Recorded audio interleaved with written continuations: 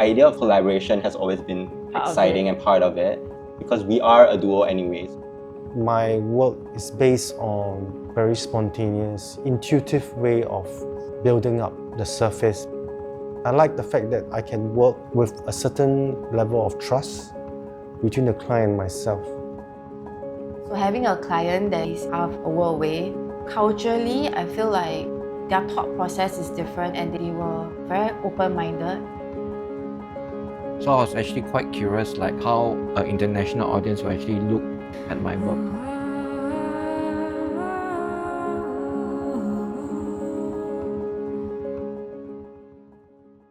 Already all this there, and I make sure this guy is gone. Most cases, right, my clients are based locally. When I first got the email from ATP Art, the first thought is an overseas job. So the initial reaction is excitement.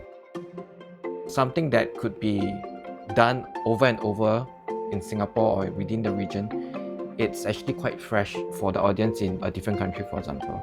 This beautiful space, we were really excited by the possibility of injecting a whimsical spin to it, to a space that is usually typically seen as quite corporate and quite safe. When you're doing a kind of commission work, there are some preparations you need to do. It's a different way of communicating to a client.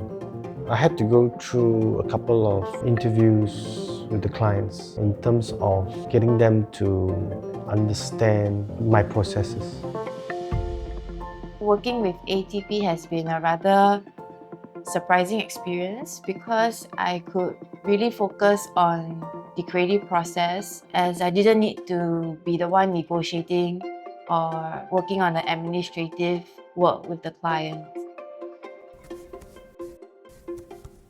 What we really liked from ATP Art was they kind of really gave us the freedom to kind of research and represent ourselves on the piece. So I think that sense of trust that she gave on us was very beneficial. And autonomy. I guess she already knew what we were about, so there wasn't any style cramping.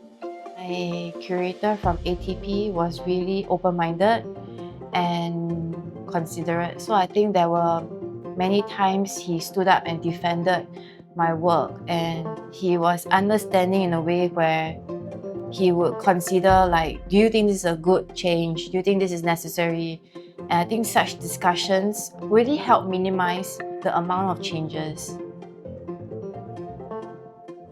I would say they give artists a lot of freedom to just express or do what they do best. I think the trust is there. The trust to allow the artist to just focus on their work.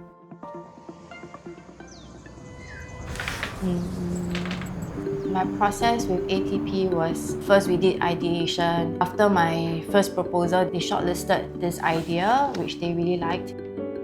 My process is always digital first. So we always start with a sketch first. We proceeded to doing color options. I'll try to produce as close as possible to the final product within the computer in order to get some feedback from clients that I'm on the right track. So I don't do sketches and drafts for my art practice. Usually I'll present previous works that I've made, previous paintings that I've made. I always hope that whatever I do for the client is special. Then with that approved, the next step will just be transferring what is on screen onto the canvas, and then it's going to be hand painted in acrylic. A lot of our practice is this dance, right? Yes. We're what's she gonna do? What am I gonna do? Responding. And we're always kind of responding with each other.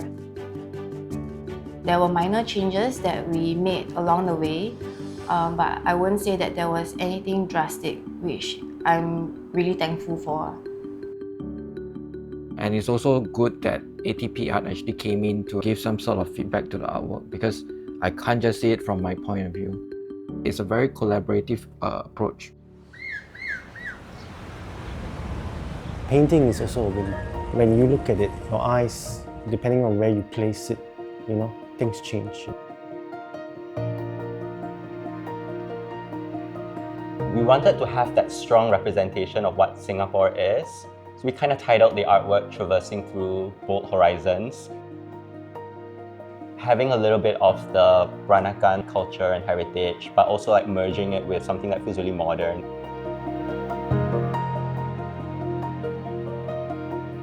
Getting the general aesthetic of the office is important because we do not want an art piece that shouts like, hey, I'm here, you know, look at me.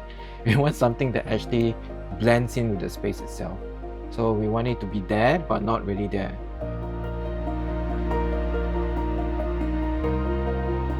The client's office is also located at a very busy business district.